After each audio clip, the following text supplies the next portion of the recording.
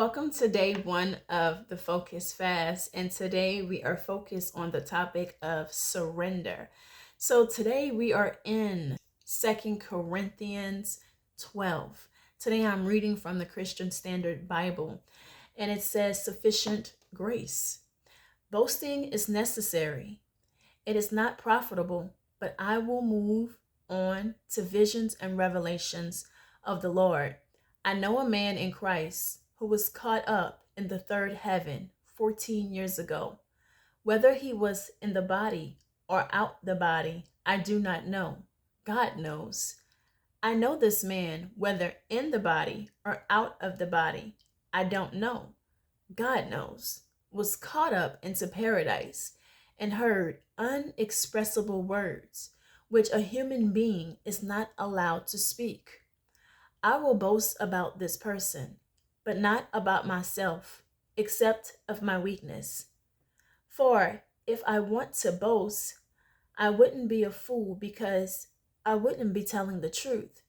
But I will spare you so that no one can credit me with something beyond what he sees in me or hears from me, especially because of the extraordinary revelations.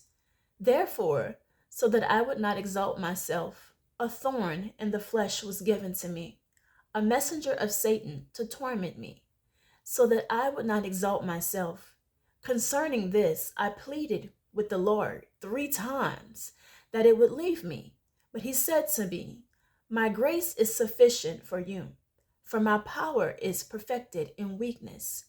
Therefore, I will most gladly boast all the more about my weakness, so that Christ's power may reside in me.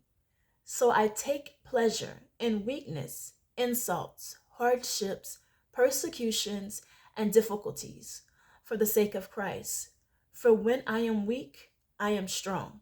So I want to point out verse 8 to you guys. It says, "Concerning this, I pleaded with the Lord 3 times that it would leave me. But he said to me, My grace is sufficient for you, for my power is perfected in your weakness." The Lord's power is perfected in our weakness. How many of you feel as if there's some type of thorn that has been in your side? As you've grown up, you've gone through life, there seems to be this same common denominator, this thorn that is in your side. And you may have pleaded with God to remove it from you, and it still has not been removed. But the Lord is saying that his grace is sufficient in your weakness. When you are feeling at your weakest is when the Lord steps in. The Lord has shown me before this rock, and I've used it as an example with you guys. And if you were to place a rock in your hand right now and squeeze it, nothing would happen. It would still be a rock that's in your hand. But that same rock, if we put it in the hands of God, it would be like Play-Doh. And he would be able to mold it into whatever it is that he would like to mold it into. Many of us are holding on so tight to these rock problems when the Lord is asking us to give it to him. He's a gentleman. He'll stand on the side and say, "Hey, daughter, hey, son, give it to me." And here you are still trying to squeeze that rock into some Play-Doh, and you can't do it in your own strength. But when you hand that rock over to God and you place it in his hand, then he's able to do with it things that you could never do. What is impossible to you is more than possible to the God that we serve. But it requires us to surrender because God is a gentleman.